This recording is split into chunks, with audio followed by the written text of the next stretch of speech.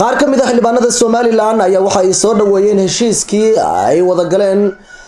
dowladda Somaliland iyo waliba dowladda Imaaraadka Carabta ee ku aadanaa heshiiskii saldhigga military ee Berbera.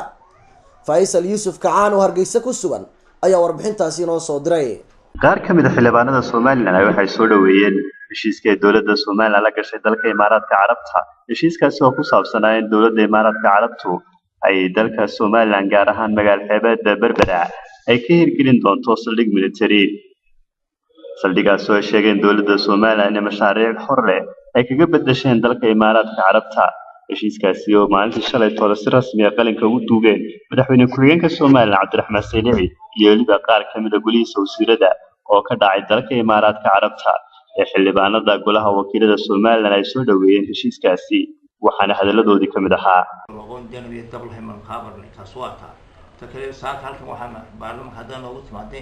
waxaanu ayideenna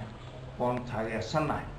oo aan ilaahay ka baryayna inay noqoto heshiiskii lagu reeyay lagu bashbashbar waa laga qaado heshiiskan maalinta hore aan saxinay ee maanta la soo saxay ee shalay la kala saxay